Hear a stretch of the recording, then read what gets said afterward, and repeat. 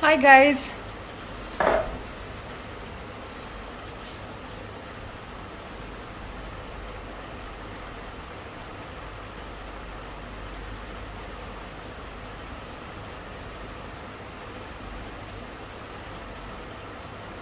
We're just waiting for people to start.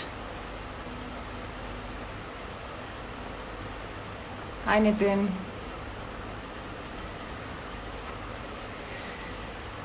Hi. Today's topic, yes. Can you give me a heads up if you guys can see me and hear me properly? Hi Komal. Hi Archie. Hi Sushmita. Can you guys see me and hear me properly? Okay. Okay. So first of all, sorry for being late. We had some tech issues. Instagram just won't connect to live, and I didn't know what to do. So I shut my phone and put it back on. Anyway, so today's topic is Ayurveda and wellness, and today we have with us Nidhi Pandya. She's an extremely bright girl who's an Ayurvedic practitioner based out of New York. She's the third generation Ayurvedic practitioner who basically, has a lineage of Ayurveda. Her grandfather was an Ayurvedic healer. She writes for Ayurveda and Health Tourism magazine, which is the #1 magazine in India for Ayurveda. And she's also conducted workshops for organizations like Google and the Chopra Center in the US. On Ayurveda and Ayurvedic practices. So she's the one who will be joining us today. So hang on, let me just see if she is here so that I can add her.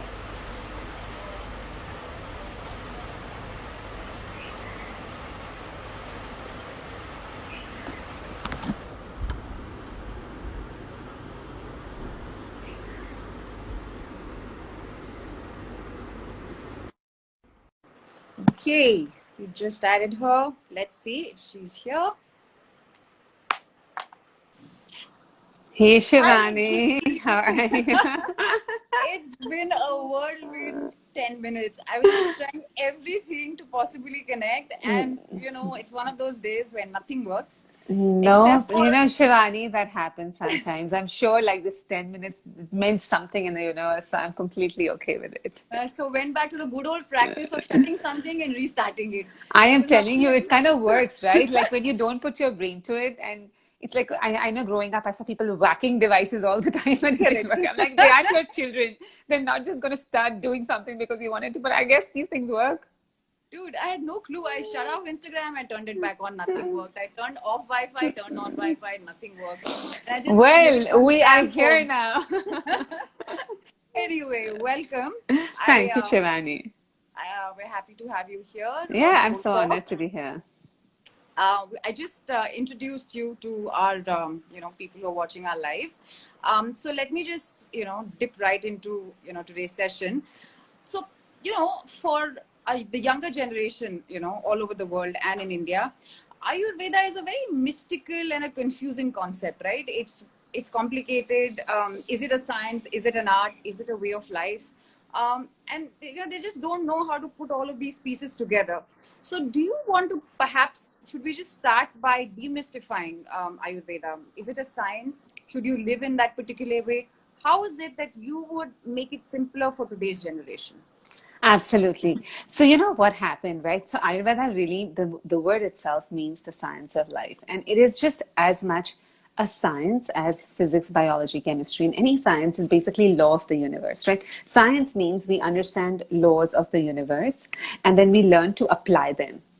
Right. And that's just exactly what Ayurveda is. And what happened, right? So based on any principles, right? So when you have science and you have principles, based on those principles, practices came about and prescriptions came about. And when the science was passed on from generation to generation, we didn't pass on the principles. We just passed on these practices and prescriptions. So now suddenly from understanding, hey, your body is a warm place and it needs warm foods, for example, which is a Right. principle, we just said, oh, hey, we need to cook our foods before we eat, or you need, let's add spices before we eat. And, oh, spices are good for you. And that it get passed on from generation to generation with just spices are good for you, cook your food. But we forgot to pass on the principles. And our generation, Shivani, is such an intellectual generation. We need to question everything, right? Which is a good To thing. know the Right? why of everything. Why of everything. And unfortunately, when this was passed on, the prescriptions and the practices were passed on. The do's and the don'ts were passed on. But the principles were not passed on. They were forgotten. So Ayurveda is a science full of laws of nature, laws of the universe. It's just that. In fact, I was like, when I really, so I grew up with Ayurveda, right? But when I went back to really studying the principles in detail and the depth of them, I was like, nothing else is science. Everything else is information. This is science. It is science beyond science. No, I couldn't agree more. In fact, our brand is completely based on the principles of Ayurveda. Every single product that we have is an Ayurvedic formulation. So one does understand in that sense that there's a method to that madness, right? There's a reason that there are certain herbs that are used for certain reasons. But I think for us today, especially when it comes to lifestyle, well-being in food, it's a little bit more, complicated in terms of, how should you follow the principles of Ayurveda in your everyday life. So perhaps we can start this session by, talking about food and seasonality according to the principles of Ayurveda. And guys, whoever is watching, feel free to ask your questions. We'll be able to take them and then we can, go back and forth with that. Take it like that. Yeah. So, I mean, the first thing that I want to say is that Ayurveda can be practiced by anyone, anywhere in the world. And you don't have to be Indian, because it's like just the sunrise looks the same for everybody around the world. I mean, of course, different temperatures, different latitudes and longitudes. But similarly, Ayurveda are just principles and you can practice them anywhere. You don't have to be eating Indian foods. You don't have to have an Indian lifestyle. It's just something that you can practice anywhere and everywhere in the world. And I think that's very important, right? Because a lot of times when people look at Ayurveda, they think it's this very Indian monastery ashram way of living, and it's really not, right? I mean, Ayurveda has everything from sex to the kind of job you should have to, if you want to follow a spiritual path, like just it covers it all. It's really, how do you live, how do you eat, how do you communicate, all of that, right? So when I have to say, where do you begin? And of course the science is so vast that it's confusing for people to like, where do I begin? And I would say the first place you begin is by following the circadian rhythm of the universe. Right, which means that understand that we are diurnal mammals. We wake up with the sun, and we kind of set with the sun. We kind of sleep with the sun, and right. our internal we have an internal body clock which kind of matches that, and that's what you really look to guide yourself, right? Like there is this saying, Yatha Brahmanda Tatha. I actually cannot even say it, but it's like what you are. The macro and the microcosmos is connected, yeah.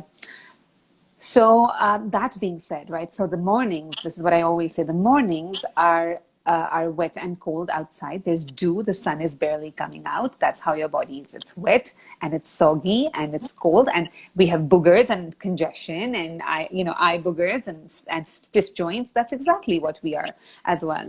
And at that point, you want to get moving. Yeah. You want to do a morning oil massage, abhyanga. So you first wake up, do a morning oil massage. That's how you feed your hunger. You don't feed your hunger in the morning by eating breakfast first thing. You feed it by giving your body oil for abhyanga. Then you move it. You get an exercise. You get all that stagnation out. Then you eat something warm. No cold fruits. Ayurveda is completely, logically, intuitively against eating cold foods in the morning. Cold fruits and cold foods in the morning. No smoothies, right? And you have a warm breakfast, right? Then you again look to the sun, right? When the sun is at its highest, everybody in the universe is producing. Flowers bloom, foods manufacture, plants manufacture, there's photosynthesis, they manufacture their own food. That is our productive time between 10 and 2. A man has heat in his nerves. It's our time we can produce, we can engage in the world. And it's also the time when your digestive fire is at its highest because the sun is at its peak. That's when you eat your biggest meal. Anything you want to indulge in, anything you want to cheat on, your big, fat, good meal happens during lunch. Still always keep it warm because we're warm-blooded. Right. Then you go to the evening. It's around 4 or 5 o'clock. Everything in the universe is setting a little bit. It slows down. There's wind That's what happens in your body. It's Vatakal. There's wind in your system. And with that wind, we feel like this afternoon lull, right? I mean, ideally, it's ideal for human beings to stop working that time. Just kind of breathe through it, go for a little walk, get that stimulation. But since that cannot happen, I would say this is the time you have like a peppermint tea or a tulsi tea, or if you want to indulge in caffeine, this is that time where you can, or just have something stimulating. Then again, when it's evening and the sun sets, we're not technically supposed to be eating dinner unless we work on a farm or we're climbing a mountain. But we become this whole dinner eating generation. So you eat a really, really small dinner, ideally before sunsets. And the last thing you want to do is between 10 and 2 is the time. It's amazing, right, Shivani? Because today, all of this research around melatonin production between 10 and 2, cellular repair, cellular metabolism, and Ayurveda, I mean, 5,000 years ago, Charak Samhita happily said the same thing, that, hey, this is Pittakal at night, where your body does this internal repair and restoration. And that's when you want to actually be sleeping, because all healing one side. But if you can get sleep between 10 and 2, you activate your body's internal healing system, and you create free cellular repair. You have this great opportunity to just heal for free. So you want to make sure that you're sleeping as many hours between 10 and 2 as possible. This will be your best sleep at night. So I think just following these simple principles. If somebody tells me, where do I start? I never say start with turmeric, start with ashwagandha. That's not what I say, right? Oh, let's have chavan prash. That's the best with that. No, none of that. This is how you start Ayurveda. If you can live like this, like I have a 98-year-old grandfather in my family, lived like this. No, never took a dosha quiz, just lived in alignment with it. And he's 98, living in Mumbai, tropical weather, which is, tropical weather, you age really quickly. Yeah. And my own grandfather, 94 years old, fully Ayurvedic. So, these things happen. It's possible. You just have to follow the principles from the base. So it's interesting that you mentioned about doshas, because I think for someone who doesn't know Ayurveda at all, the first thing that comes to their mind is doshas, right? And then the first thing they want to know is, who am I? Am I Pitta? Am I Vata? Am I Kapha? And perhaps, as far as my knowledge goes, the answer is everything. Nobody is one dosha. And I think the importance is to realize not perhaps what dosha you are in particular. Of course, that's important too. But the answer is to realize, to be able to balance that dosha in terms of your lifestyle. Because even the time of the days have doshas, right? Even, your circadian rhythm, right, you said, has a dosha attached to it. So for someone who is perhaps following the circadian rhythm, but is also kind of curious about what these doshas are at a physical level and at a human being level, how would you sort of demystify that for them? Right. So first I want to say, Shivani, why is this dosha so appealing, right? I mean, we're all, like, growing up, we're all like, oh my God, why am I different from this person? Nobody understands me, right? We all feel like we are unique in a certain way.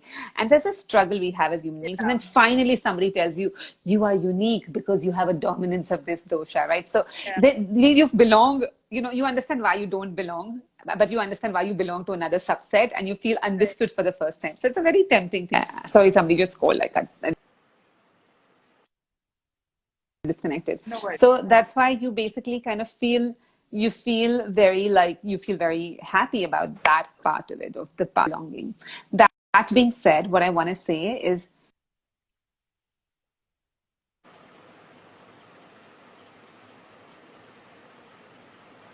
technology is not am I back today? Am I back? You're back. No, I put my phone on airplane mode so that nobody can call me now. So, I mean, they'll call my landline, just we'll ignore it. Okay. So the one thing that I want to say really quickly is that what happens, Shivani, is that our body has, of course, you cannot be living if you do not have 3 doshas. And what are these 3 doshas? I want to simply explain. Your body has 3 mechanisms. It has a building mechanism, right? Because that's how we are. We're building, especially in your childhood years. You're building. You're building tissue. You're building bones. That building mechanism is called kapha dosha.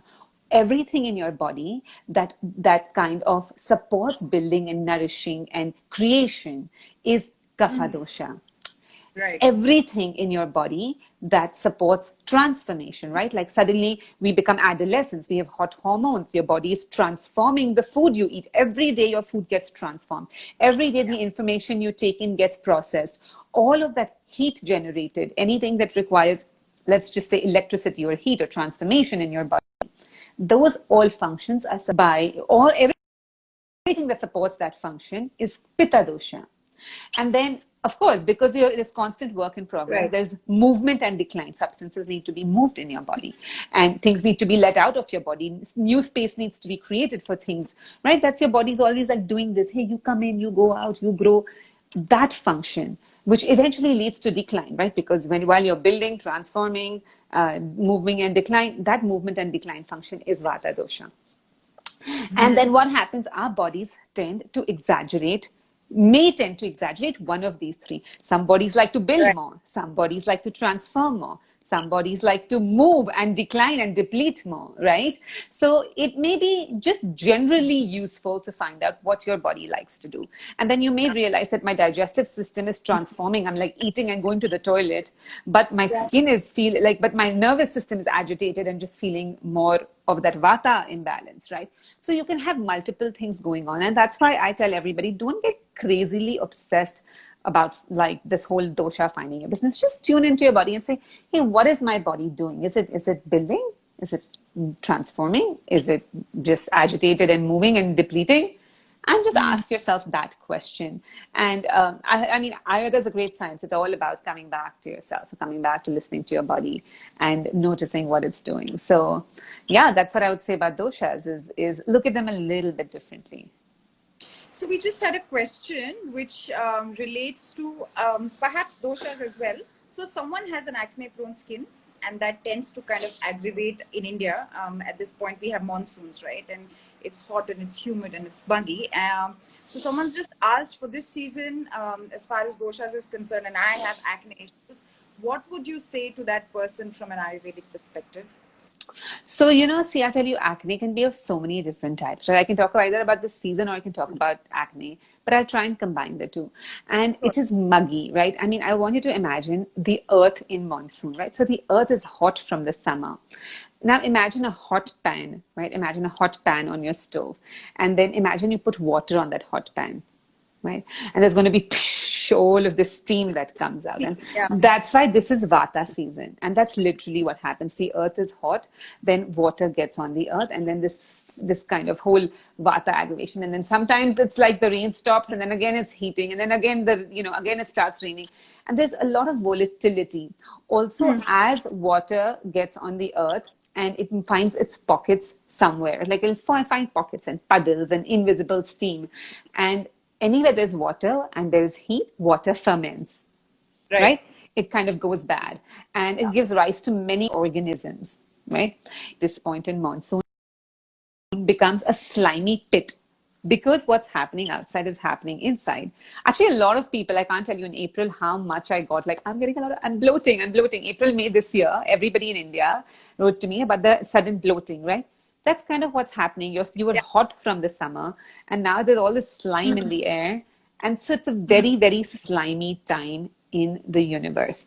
And in that slimy time, if people are exercising excessively, eating a lot of hot, fried, wet foods, it's going to kind of block your channels. Eating a lot of yogurt, it's going to block your channels. All of those things are going to go block your channels, prevent from smooth moving of substances in your nadis and in your veins and your nerves, and it's going to lead to blocked stuff.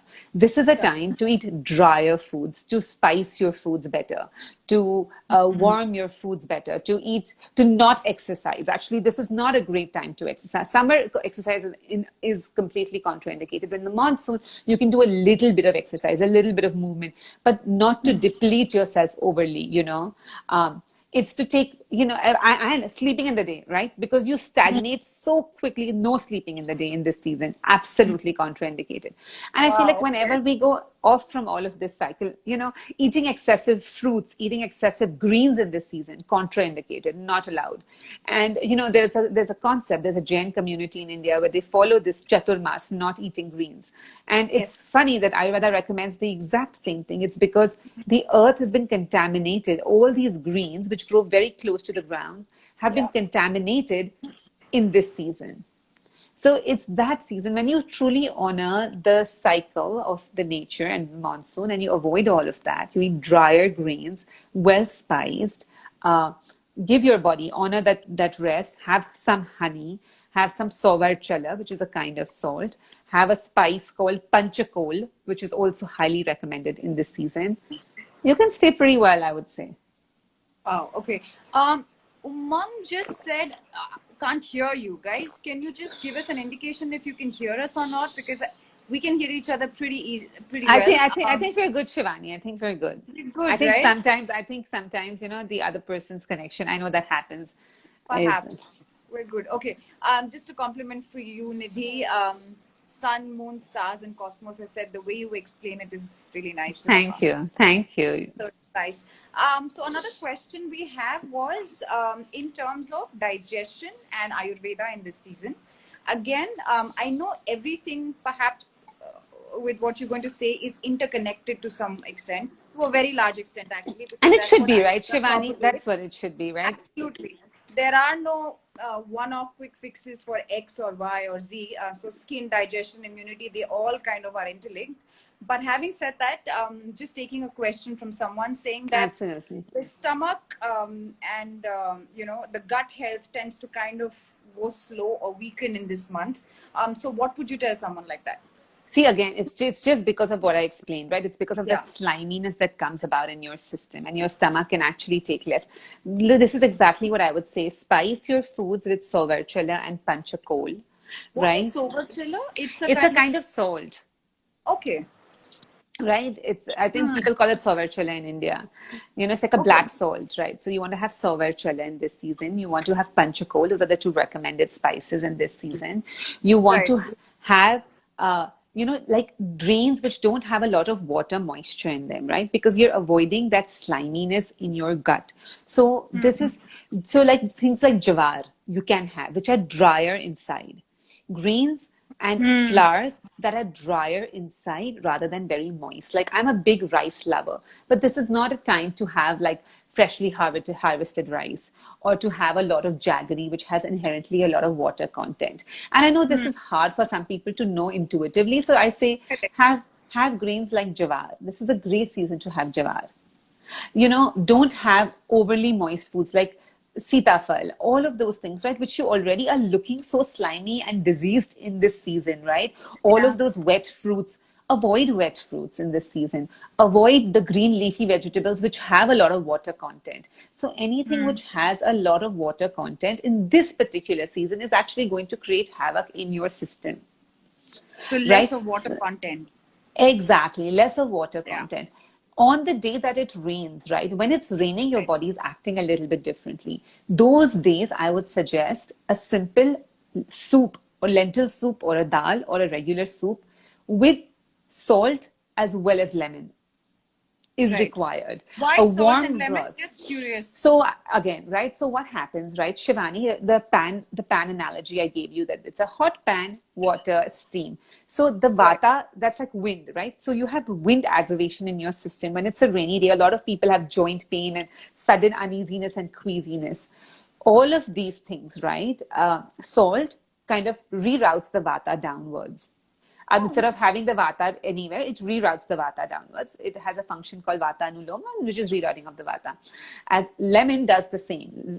Lemon also subsides that vata. And then when you have a good lentil soup with a little bit of fat, that will also keep the vata protected. Nice. So you have those kinds of foods with a good fat, with salt, and with lemon juice on the days that it's raining, and you stay indoors, also avoiding direct sunlight. It's lovely when the sun comes out after a rain, but you actually want to avoid it because you're giving your body a lot of shock when you're doing that. So these things are really, really helpful. Like, I actually end up, this is the only year I have not gone to India in the monsoon, but I end up going to India in the monsoon with my girls, and going from New York to India is like complete drastic weather change, but we are fine. We're, knock on wood, we're just fine. We don't experience anything. One of the things that really works is in the month of March to have fresh neem juice for a period of 7 days. And all you need to have is one or two, just even 1 tablespoon is fine. It tastes like it's neem. Yeah. So it's, but but my girls do it too, right? Like when they were 4 and 4-year-old, she had neem juice and she was completely fine with it.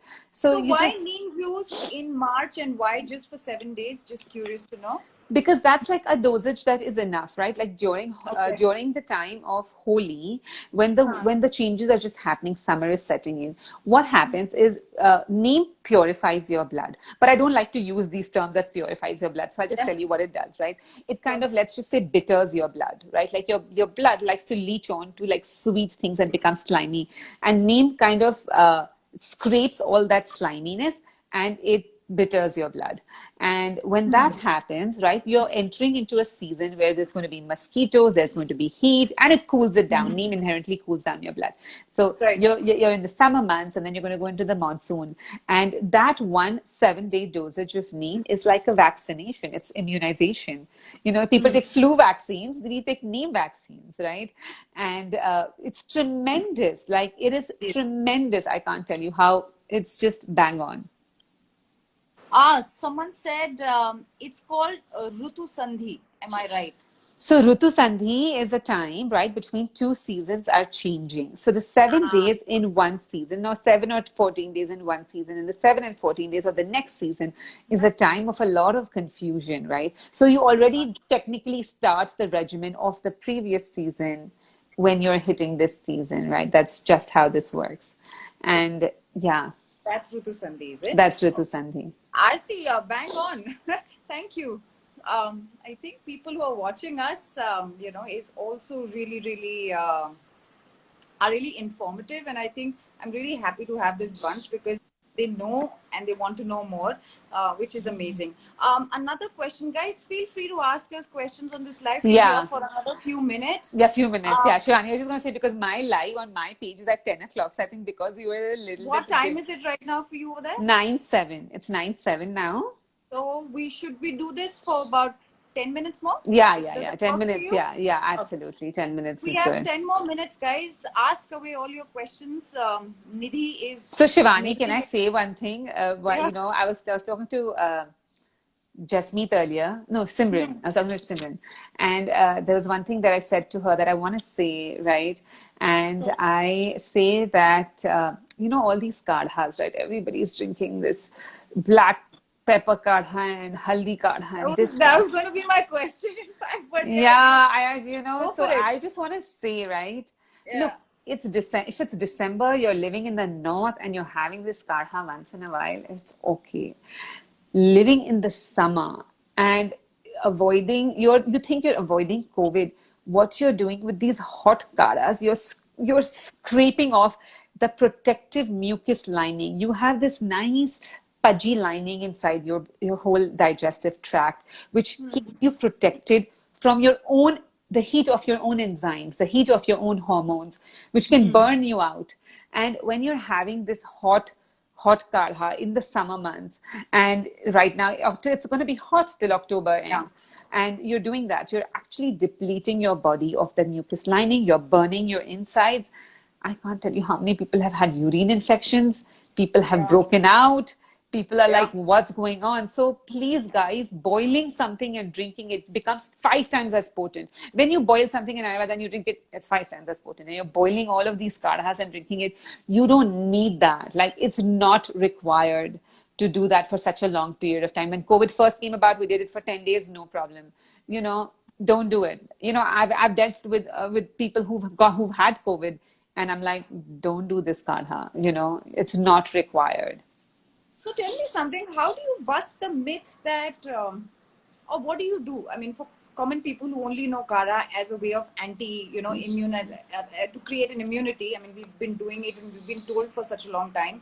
For this season in particular, if you want to build immunity, which is perhaps the third topic that I want to address with you, how does one build immunity, especially owing to the season and of course the COVID times that we live in the absence of a Kara? Because I think that's a very subconscious go-to for a lot of people who might be watching us and their family members, because we don't know better, right? So the nani dadi ka thing is feeling unwell, have kada.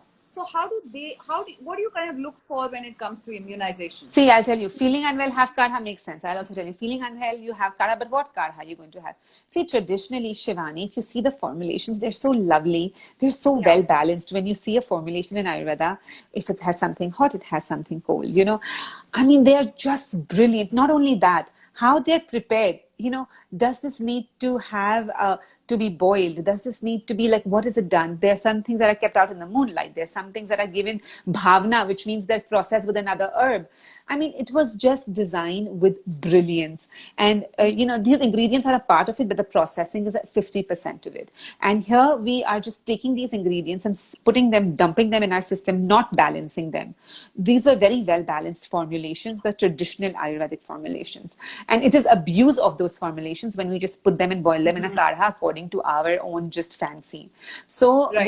what I would say is the few things that, yes, everybody can do is, oh, sorry, somebody's asked a question. What you can People do. are now asking a lot of questions, so I think we will kind of, go for it, because I have 3 really interesting questions for you lined up already. Okay, so you tell me, and Okay, so let's finish the. If you want to have immunity. Kara for this season's for immunity, what should the ideal thing be?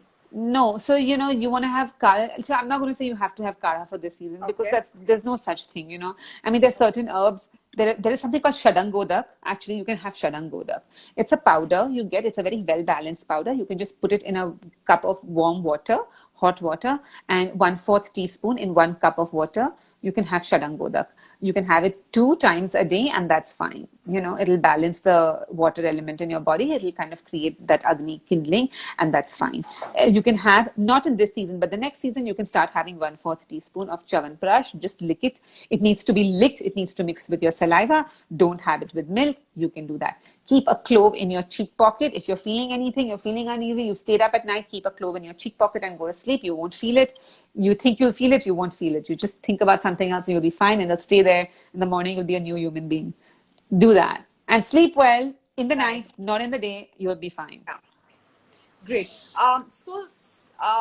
Someone has asked a question in terms of neem, saying, can we make the neem? Been making neem tea with neem powder every alternative day. Is that okay Yeah, in the with neem morning powder is time? okay, but not using fresh neem is not okay in the monsoon. The reason why you do this in March and not in this, because you don't want to use the neem leaves from the earth, which is contaminated in this season. Yeah. So neem powder is okay next year. I would rather you do it in March. And don't overdo the neem. Your body will become dry, as suddenly you'll have dryness and you'll just be like this dry person with dry frizzy hair. So do it for 7 days and stop. Interesting. Another person, I think Sojanya, asked about the significance of fasting in Ayurveda. Do you have a point of view on that? Yeah, Is it 100%, 150%. I mean, fasting, langhanam, is a very big thing. You fast for many reasons. There are times when you fast when the energies of the universe are completely distorted. There's certain days, fast days. You fast in seasons where good food is not available. You fast when your body needs cleansing. So fasting is a big tool used widely. You've got to do it correctly. What's more important than the fasting is how the fast is broken. People can go on a fast, but when you binge, when you go on a fast, your body's oven, digestive fire or flame turns down. And then, so that's why you notice when you fast, you feel very hungry, and then you just feel like you lose your hunger when you finally sit to eat.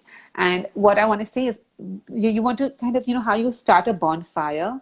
Shivani, you start it very slowly when you kind of light a bonfire. That's how you want to break your fast. Very slowly, very gradually, with little substances, let a natural hunger come. So if you're fasting for a day, next day you eat half of your normal quantity. Then you can kind of build up. Interesting. One more question we have is, any specific drink/juice that we can have for acidity? Sorry, drinks or juice you can have for acidity. Acidity is such a confused topic. It needs a whole thing by itself, because people are like, oh, I have acidity. I'm like, where do you feel it? This, I feel it in my navel. I'm like, it's, or like somebody's like, I feel it. Acidity can be many things. People don't understand what acidity is.